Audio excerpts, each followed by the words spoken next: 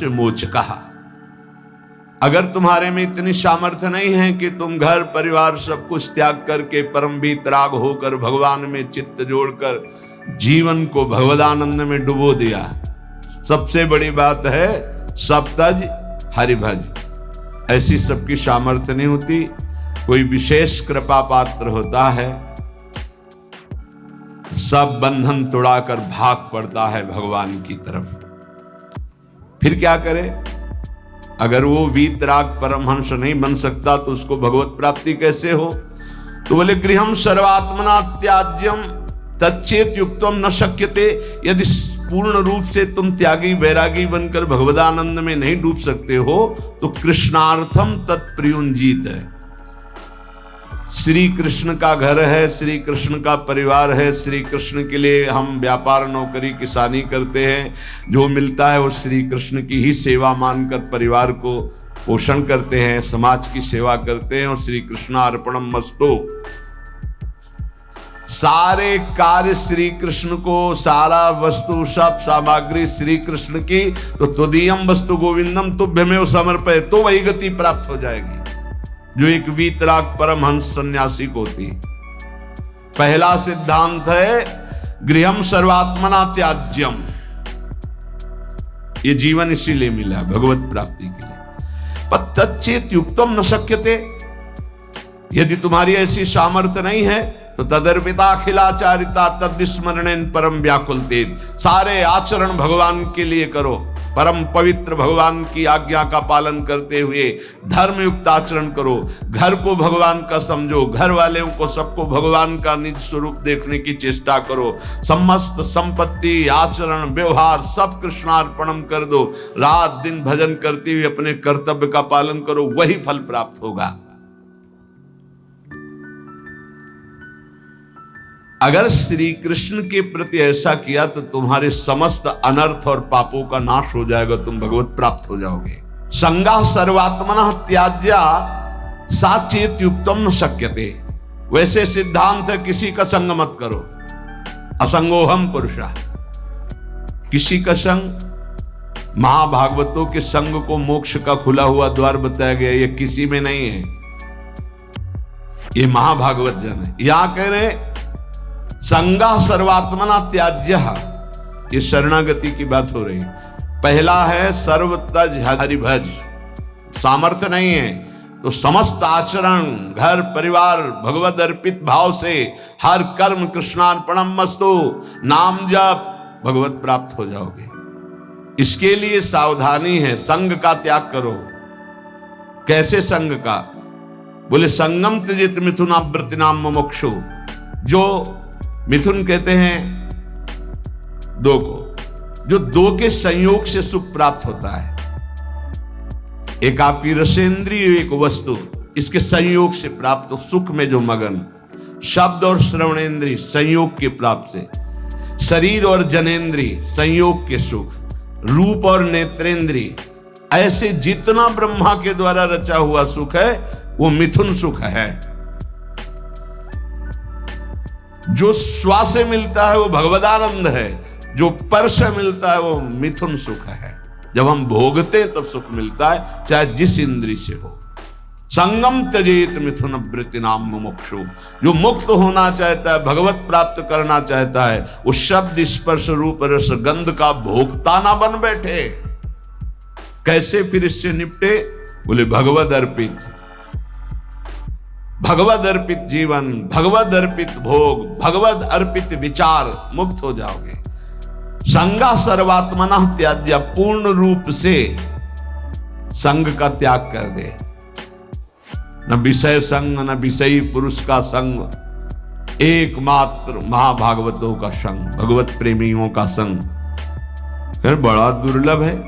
साचेत युक्तम न शक्यते, यदि तुम ऐसा नहीं कर सकते तो शासद भी सह कर्तव्य संता संगम्य भेषजम, फिर ऐसा करो, जो सतमार्ग में चलने वाले व्यक्ति हैं केवल उन्हीं का संग करो।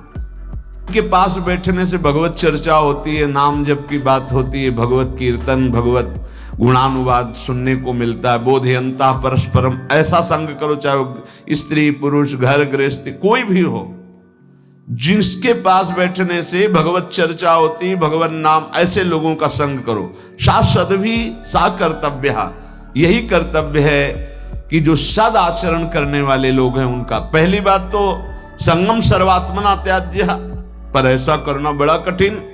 साचेत युक्तम न सक्यते, ऐसा सब नहीं कर सकते। तो बोले संग करो। फिर किसका? बोले सासद भी, जो सदमार्ग में चलने वाले हैं, जो अपने कर्तव्य का पालन करने वाले हैं। संता संगस्य भेषजम, और कहीं संत समागम मिल जाए तब तो भौष रोग से निवृत्ति होने की औषधि है संतजन। संत समागम मिला मानो संस्कृति के चक्र का अंत हो गया। बड़े भाग पाई सतसंगा, विनय प्रयास होई भवभंगा। भार्यादिरनुकूलश्चेत् कारयेत् भगवत् क्रियाः, उदासीने स्वयं कुर्यात् प्रतिकूले गृहं त्यजेत्, तत्यागे दूषणं नास्ति यतो विष्णु पराङ्मुखः। यदि आप गृहस्थी में फंस चुके हैं, अब आपको भगवत प्राप्ति कैसे हो? तो कह रहे हैं स्त्री आदि परिवार जो भी है सबको भगवत परायण होने की शिक्षा दी जाए। सब नाम जप करो। हमसे अगर तुम अपनापन रखते हो तो 10 मिनट ही सही, पर तुम नाम जप करो। भगवत प्राप्ति के लिए कैसे घर का माहौल होना चाहिए ये बता रहे हैं। भार्यादि अनुकूलस, पत्नी को अनुकूल बनाओ। अनुकूल बनाने का मतलब उसको शासन के द्वारा अनुकूल नहीं बनाया जाता किसी को, प्रेम के द्वारा अनुकूल। प्रेम की भाषा बिना पढ़े लिखे लोग भी जान रहे हैं, पशु भी जानता है। छोटा बच्चा है, दुलार करो, प्रेम से ऐसे पुचकारो, किलकारियां मानने लगेगा। अभी उसको कोई ज्ञान नहीं, लेकिन प्रेम की भाषा वो भी जानता है। फिर वो तो अर्धांगिनी पत्नी है।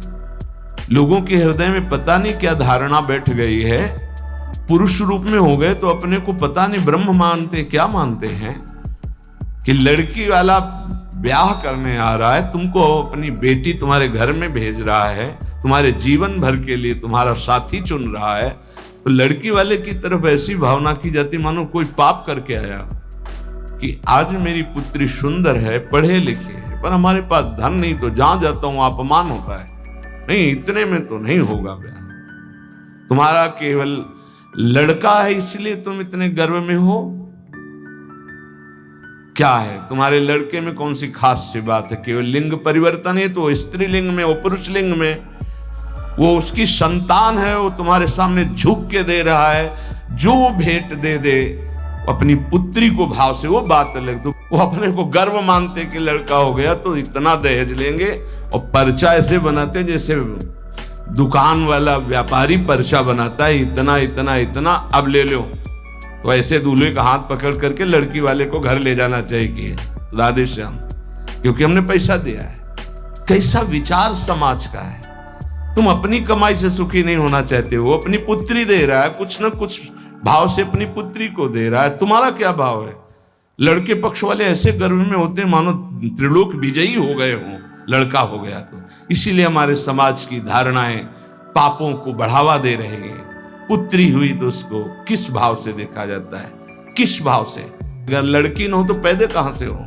विचार कीजिए। तो तुम्हारी जो पत्नी बनी हो तुम्हारे समान है, 1 इंच भी तुमसे कम नहीं है किसी बात में। ईश्वर का तत्व जो तुम्हारे हृदय में, उसके हृदय में जो पांच भौतिक दे तुम्हारी, वो उसकी दे, वो अपने घर का त्याग करके तुम्हारे घर में आई है, तुम्हारी अर्धांगिनी बनी है। तो चाहिए कि तुम्हें प्यार के द्वारा अनुकूल, भार्यादि अनुकूलश्चेत् कारयेत् भगवत् क्रियाः। प्रेम में बड़ी सामर्थ्य है। किसका परिवर्तन प्रेम से नहीं हो सकता है? कभी समाज में अगर ये बात समझ में आ जाए कि ये दहेज लेना नरक जाने का कार्य है, बोले अमुक ने दहेज, उन्होंने मांगा नहीं था, स्वतः अपनी पुत्री के लिए दिया था। किसी को भी अगर हमारे व्यवहार में पुत्री के साथ बहुत सी सामग्री उत्साह के साथ देने का भाव तो उनके पास है और उन्होंने दिया अपनी पुत्री को। तो आपने मांगा तो नहीं, वर पक्ष ने मांगा तो नहीं, आज बेचा जाता है। कैसी समाज की दुर्व्यवस्था है, ना सत्संग सुनते हैं, ना शास्त्र समझते हैं। तो बच्चियों के प्रति कितना निकृष्ट भाव आ गया कि एक गरीब आदमी की यदि लड़की पैदा होती तो माथे पे हाथ रख करके सोचता है कि मेरा दुर्भाग्य, कोसते हैं कि तूने लड़की क्यों पैदा की। अरे अगर हमारी मां नहीं होती तो हम कहां से प्रकट हो जाते। वो मां है, वो दैवी शक्ति है जो प्रकट हुई है। कैसी बुद्धि भ्रष्ट होती चली जा रही लोगों की कि बेटी के शब्द से उनको एक असौभाग्य लगता है कि अरे बेटा थाली बजाओ, चाहे वो पादुका से मार के घर से बाहर कर दे, बुढ़ापे में बेटी ही काम आएगी। फिर चलो पापा हमारे यहाँ, बूढ़े पिता के लिए बेटी तैयार है प्राण देने की। आज बेटियों के प्रति भाव यहां शास्त्र आज्ञा कर रहा है, भार्यानुकूलश्च, वो तुम्हारी अर्धांगिनी, तुम उसके साथ ऐसा कोई व्यवहार मत करो जो तुम्हारे को कभी अनुकूलता की वजह प्रतिकूलता में आ जाए। और आप ध्यान रखना, ब्रह्मा जी बहुत चतुर हैं। जब देखा कि बेटियों की ऐसी अल्ट्रासाउंड करा लिया, ये देख लिया, वो देख लिया, ऐसा भाव, तो काम ऐसी कि तुम हटा ही नहीं सकते हो। आगे की समझ गए होगे चर्चा। इस बात को समझो, तुम पाप करोगे तुम्हें भुगाने के लिए उसी जीवात्मा को भेजा जाएगा और ऐसे रूप में भेजा जाएगा कि तुम्हारा कुछ बस नहीं चलेगा। ये जो घर गृहस्थी में भ्रूण हत्या गर्भ हत्या में प्रार्थना करते हैं, आज वो समय नहीं कि बेटी हुई तो तुम्हें माथे पे हाथ रखना। आज राष्ट्रपति बनी बेटी भारत की।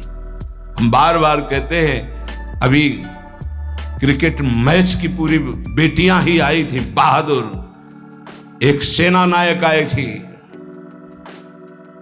होश उड़ जाए उसकी दृष्टि मिलाने में। ये शेरनी भारत की दैवी शक्तियां है। कैसा विचार बन रहा है, पति अपने को भगवान समझता है, पत्नी को भगवत भाव में नहीं देखता है। कलह अशांति मची रहती है। अब अगर आप कह रहे हैं कि हमारी पत्नी ही ऐसी है, तो आज तुम बहुत सीधे साधे दिखाई दे रहे हो। तुम्हारे कर्म ऐसे थे कि उस देवी के रूप में आए, हर प्रतिकूलता तेरे सामने। अब अगर आप अनुकूल चलना नहीं सीखोगे तो भगवान का विधान ऐसा है कि तुम्हें हर कदम पर दुख प्रदान करेगा। समान भाव, इसलिए भगवान शिव ने दिखाया कि आधा शिव तो आधा शक्ति, यही स्वरूप, सब शिव स्वरूप हैं, सब भगवत स्वरूप है। यही होना चाहिए। अर्धांग पे विराजमान अंबा, और इधर भगवान शिव, इधर अंबा का स्वरूप वही है, दूसरा कोई नहीं है। भगवान ही पत्नी के रूप में है। शास्त्र आज्ञा कर रहा है भगवत प्राप्ति के लिए, भार्यादिर अनुकूलश्च, पहले पत्नी को अनुकूल बनाओ। भगवान को अनुकूल बनाने के लिए परिवार में भगवत भाव पहले लाओ। कलह अशांति, ऐसे प्रेम में बहुत बड़ी ताकत है। इसीलिए हम कहते हैं आज हमारे जो भागवतिक प्रेम की तरफ चलने की बात, जाने दो सांसारिक प्रेम का नाश हो रहा है। ये जो चला है ना आजकल, बच्चा बच्ची का इधर उधर का भाव, ये सब, ये प्रेम का, प्यार का नाश कर रहा है। जो समर्पण होना चाहिए वो बिल्कुल बहुत सावधान, दोनों पक्ष को सावधान होने की जरूरत है। भगवत प्राप्ति गृहस्थी में कैसे करनी है तो बता रहे हैं कि भार्यादि अनुकूलश्चेत कारेत भगवत क्रिया, दोनों मिलकर के भगवत क्रिया करो। पति पत्नी मिलकर धर्म अनुष्ठान करते हुए, घर गृहस्थी के कार्य भगवत समर्पित करते हुए, दोनों नाम जप करते हुए। देखो अभी ये जो आप गर्भ हत्या, भ्रूण हत्या, गर्भपात करते हैं, आपका नाश कर देगा, आपको पता नहीं। ऐसी जगह आपको पीटेगा कि आप न बता पाओगे न रो पाओगे। हमारी प्रार्थना मान लेना, ये जो गर्भस्थ शिशुओं के साथ अत्याचार होता है, इसका परिणाम बहुत बुरा होता है। महान तेजस्वी अस्वस्थामा ब्रह्म ऋषि, गर्भस्थ शिशु परीक्षित पर प्रहार किया तो ब्रह्म तेजहीन करके मुंडन करवा कर आज भी वो त्राहिमाम बोलता हुआ जहां भी होगा अस्वस्थामा, आज भी वो परेशान घूम रहा, केवल गर्भस्थ शिशु परीक्षित पर ब्रह्म अस्त्र का प्रयोग करने के कारण। और आप तो प्रयोग के, आप तो मार देते हो, आप नष्ट कर देते हो। सत्संग में आए इसलिए सबसे प्रार्थना है, अगर गर्भ हत्या किए तो उसका प्रायश्चित कर लो, और भूल से भी आगे कभी ऐसा मत करना, संयम से रहो। ऐसा कोई कार्य मत करो जिसमें पापाचरण हो जाए और भगवत प्राप्ति के लिए तुम्हारा उत्साह ही कभी न बने, ऐसे पाप बन जाए। भार्यादि अनुकूलश्च, ये हम इसलिए कि कई घटनाएं देखे। हम निमुआ घाट कानपुर में गंगा के किनारे, प्रायः जहां एकांतिक घाट होते थे तो वहां व्यवस्थाएं जैसे जो है आश्रम है, तो एक भिक्षा मिल गई, दूर कुटिया कई बनी हुई संतों की खाली है, तो कुछ वर्ष वहां रह जाते थे, वहां रुके। तो आसपास के बड़े जो वैष्णव प्रवृत्ति के थे, भक्त प्रवृत्ति के थे, वो प्रायः संतों का संग करने आया करते थे। उसमें एक बहुत ही धनी मानी ब्राह्मण आते थे। एक दिन वो अपनी बेटी को लेके आए, तो ऐसे जली हुई पूरी आधी थी, आधा बहुत सुंदर स्वरूप था, आधा सब जला हुआ। तो उसकी आकृति देखकर कहा ऐसा कैसे हो गया? तो उन्होंने कहा कि ये जितनी इधर सुंदर है ऐसे पूरी सुंदर थी। खूब हमारे पास धन था। उस समय बताया शायद है कि 30-35 वर्ष पहले ब्याह किया था रुपया देके खूब। पर वो लोग ऐसे लालची निकले कि एक बार ब्याह के बाद जब दोबारा हमारी बेटी गई तो उन्होंने दहेज के लिए सूचना भेजी। उस समय मोबाइल तो था नहीं। फिर हम गए, जो कुछ बना फिर दिया, पर उन्होंने, उन राक्षसों ने बख्शा नहीं। हमारी बेटी को चारपाई में बांधा, मिट्टी का तेल छिड़का और आग लगा दी। अर्थ के लोभ से आग लगाई तो भगवान की ऐसी कृपा, जहां गांठ थी वहीं से आग प्रारंभ हुई, जो रस्सी की गांठ थी। अब जलने वाला चेष्टा फौरन खुल गई, तो जीना के पास ही चारपाई में जीना में चढ़ गई। चढ़ के बगल वाले घर में ऐसे छप्पर में कूद गई और नीचे गई तो वो उनके बड़े भाई का था, जिस भाई का लड़का ब्याह हुआ था उसके बड़े भाई, उनके पास राइफल था। उन्होंने जे ही देखा तो तत्काल कंबल से सुरक्षा की और राइफल निकाली, बाहर निकले, कहा राक्षसों हम तुम्हें बताएंगे, और उसकी सुरक्षा करके पुलिस तक पहुंचाई। बोले तब ये जिंदा हमें वापस हुई, मुकदमा चल रहा है। अब बस ऐसे पूरी जली हुई, क्या उसका अभिशाप उनको सुखी कभी होने दे? आगे चलकर किस योनियों में जाएंगे क्या पता। ये भावनाएं हटा देनी चाहिए। तुम्हारी दासी है, ऐसी भावना नहीं रखें। हाँ, पत्नी को भाव रखना चाहिए कि मेरे प्राणनाथ भगवत स्वरूप हैं, मेरे पति हैं, तो ऐसे ही पत्नी के प्रति भी भाव रखा जाता है। ये मेरी अर्धांगिनी है, मेरी प्राण प्रिया है, इसका सर्वस्व अधिकार है हमारी संपत्ति पर, हमारे ऊपर। हम अगर कोई भी कार्य करेंगे तो इससे सलाह लेकर करेंगे, दोनों मिल करके। भार्यादि अनुकूलश्चेत् कारयेत् भगवत क्रियाः, दोनों मिलकर कोई धर्मानुष्ठान करें। अकेले का, गृहस्थी का विषय है, अकेले तुम बोले हम जा रहे हैं मुक्ति, नहीं, पहले अनुमति लीजिए। यहां तक कि महापुरुषों ने सन्यास भी लिया है तो पहले मनाया है, अनुमति ली है। जब उन्होंने अनुमति दे दी तब आगे की क्रिया हुई।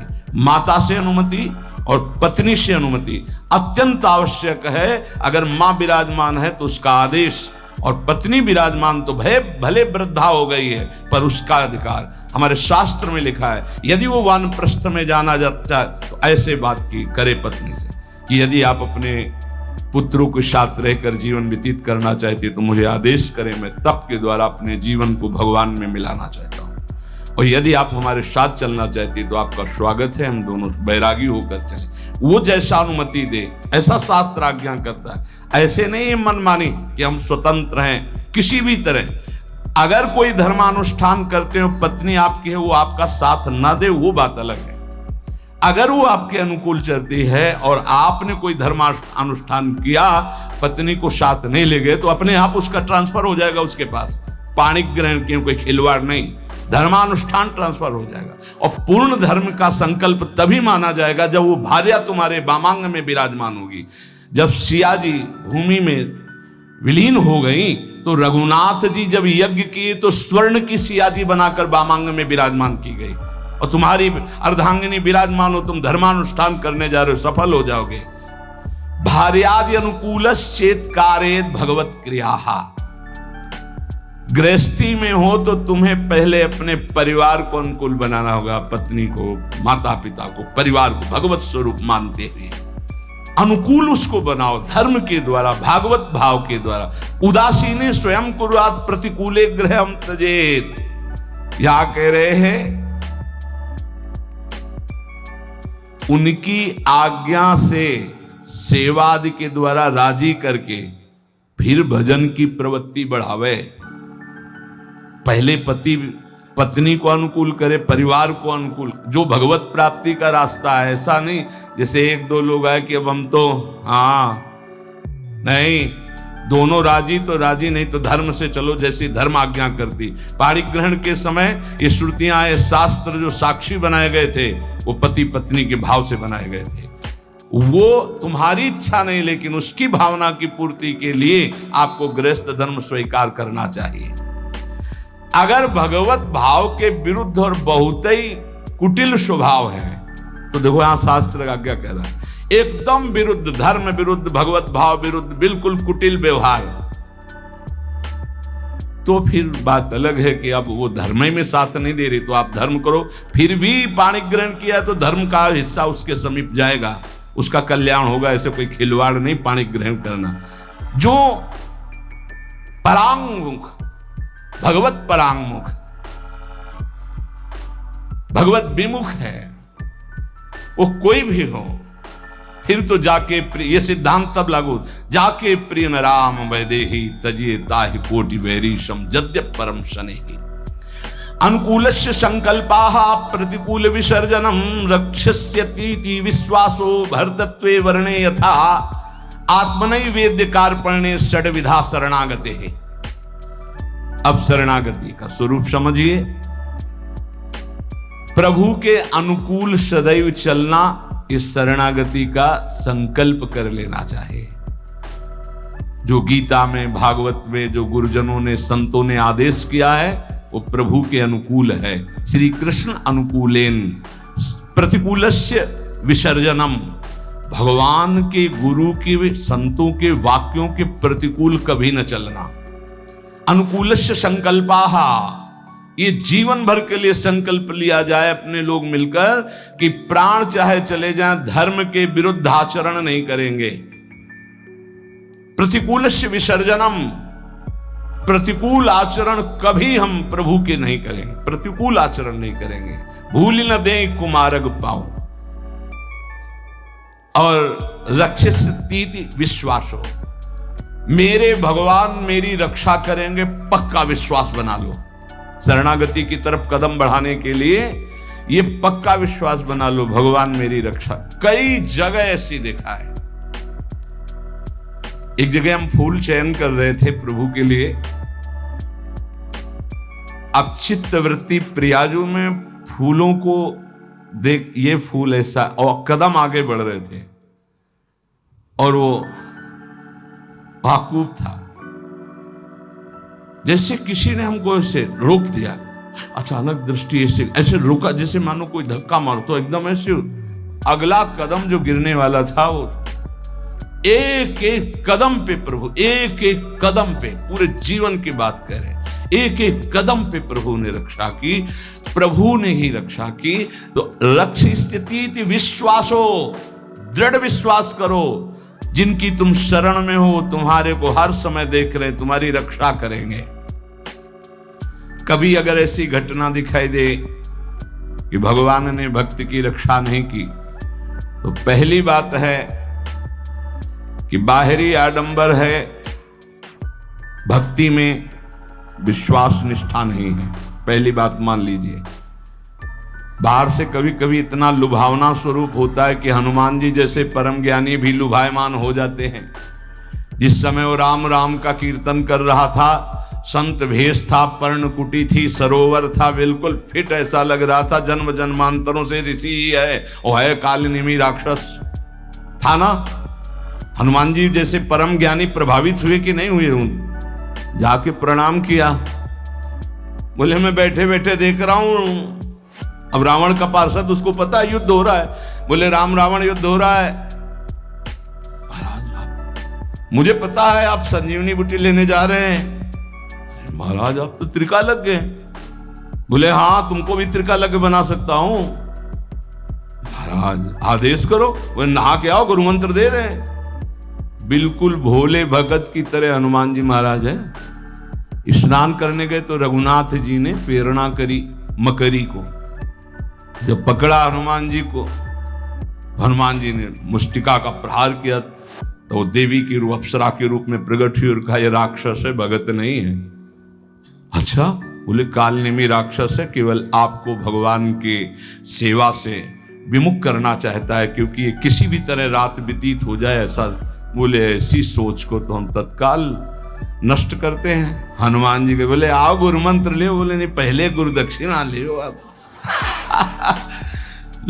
पूछ में लपेटा, गुरु दक्षिणा दी, जय श्री राम। देर नहीं लगी, पहुंच गए द्रोणागिरी पर्वत। तो कभी कभी ऐसा होता है कि हम जैसे देख रहे हैं तो वैसा नहीं होता। दूसरी बात, कभी कभी ऐसा होता है कि किसी भगवत प्राप्त महात्मा के ऊपर भी ऐसी घटनाएं देखी गई, उनका अंतिम निर्णय ऐसा ही भगवान ने पहले से निश्चय कर रखा है। तीसरी बात होती है कि कभी कभी हम भक्त को गिरते हुए देखते हैं, भ्रष्ट होते होते, तो कीन हो इस कबहू अभिमाना सो खोवंचा कृपा निधाना। नहीं तो दृढ़ विश्वास रखो, रक्षिष्य तीति विश्वासो, दृढ़ विश्वास, भगवान तुम्हारी रक्षा करेंगे, पक्का रक्षा करेंगे। कई जगह ऐसे जीवन में भक्तों के आते जहां भगवान स्वयं रक्षा करते थे, स्वयं देखा बिल्कुल कि साक्षात भगवान ही है। नहीं इस समय कैसे हो सकता था। कई ऐसे हजारों घटनाएं। और भर्तृत्वे वर्णेय था, जैसे स्वामी सेवक को, जैसे अर्धांगिनी को धर्मज्ञ पति सदैव पोषण करता है, ऐसे उदाहरण कैसे बन सकता है भगवान के लिए? कोई प्राकृतिक उदाहरण है। भगवान सदैव अपने भक्त का स्वयं भरण पोषण करते हैं। योगक्षेमम भाम्यम स्वयं। एक बार इसी श्लोक पर किसी को संशय हुआ, बड़े विद्वान थे, कि अनन्यश्चिंतयन्तो माम ये जनाः परिपासते तेषां नित्याभियुक्तानां योगक्षेमम भाम्यहम्। जो मेरा अनन्य चिंतन करता है उसके योगक्षेम का वाहन मैं करता हूं। तो बोले कभी ऐसा नहीं। भगवान को चाहिए था कि कराम्यहम्, मैं करवा देता हूं व्यवस्था। वाम्यम क्या स्वयं आते हैं? तो उन्होंने ऐसे काट करके गीता के शब्द को लिखा कराम्यहम्, लिखा योगक्षेमम वाम्यहम्, उन्होंने लिखा कराम्यहम्। अब जो विघ्न शुरू हुआ, कई दिन भारी वर्षा, ना भोजन, ना कोई जजमान, ना कोई, हर अव्यवस्था ही अव्यवस्था, त्राहिमाम मच गया।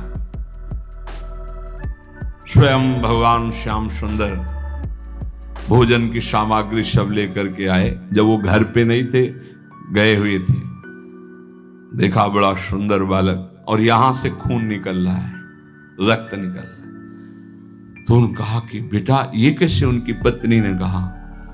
तो उन्होंने कहा माँ, ये जो विद्वान ब्राह्मण तुम्हारे पति हैं, उन्होंने चाकू से हमें काट दिया है।